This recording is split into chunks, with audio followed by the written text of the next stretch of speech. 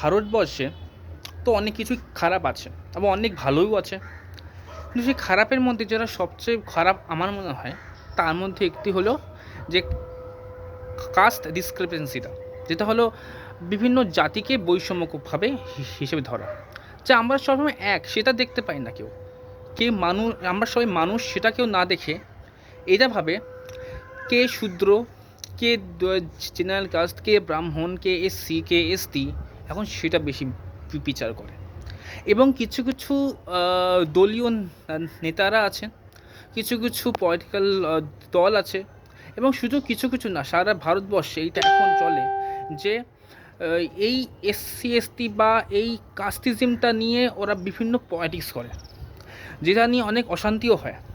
এবং শুধু সরকারকে দোষ দিলে হবে না, সমাজের মধ্যে এখনও পর্যন্ত মানুষের মধ্যে মানুষ ভেদাভেদটা হয়, এখন বিশ্ব কাস্ট নিয়ে তো হয় বিভিন্ন জায়গায়, কে কে দলিত, কে শূদ্র, এটা নিয়ে এখনও হয়, তাদের ওপর এখনও মানসিকভাবে অত্যাচার করা হয়। হ্যাঁ হ্যাঁ, হয়তো শহরে কেন্দ্রিক জায়গায় এইগুলো হয়তো কিছুটা কম হয়, কিন্তু অনেক জায়গায় যেখানে সেইভাবে এখনও শিক্ষার আলো পৌঁছায়নি সেখানে কিন্তু এখনও এইসবগুলো হয়।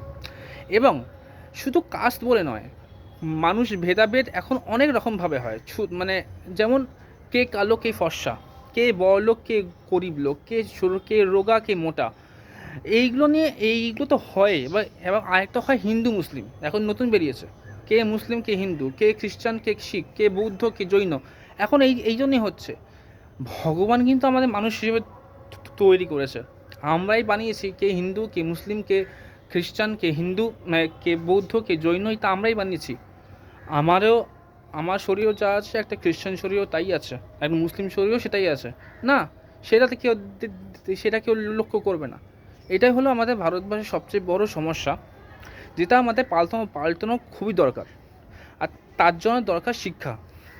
ঠিক আছে, এইটাই হলো আমাদের সবচেয়ে বড় সমস্যা, যে আমাদের ভারতবর্ষে এখনও ডিসক্রিপেন্সিটা হয়, কাস্টিজম কিন্তু হয় অনেক, যারা মানুষরা কাস্টিজম বিশ্বাস করে না ওদেরও এটাই স্বীকার করতে হয়।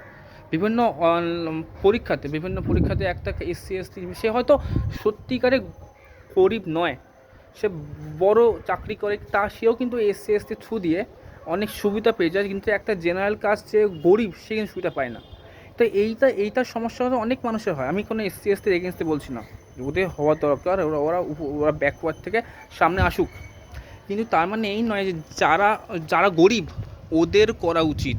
গরিব বড়লোক এখনও অনেক হয়, আমরা যে ছোটোবেলা থেকে শিখেছি সবাইকে প্রণাম করা, বড়দের প্রণাম করা, কিন্তু পাড়ায় যেই সব জেঠুরা খুব নিম্নমানে কাজ করে, হয়তো খুব গরিব, তাদেরকে দেখবে আমরা খুব একটা চেষ্টা করি প্রণাম না করা। আমি করি, অনেকজন বলে, আছে অনেকজন যে ওকে কেন প্রণাম করলি, ওকে কেন এই করলি, ও তো ওই জাত, ও তো ওই কাজ করে। এইগুলো আমার খুব খারাপ লাগে, এইগুলো যত মুছবে আমাদের সমাজ থেকে ততই ভালো।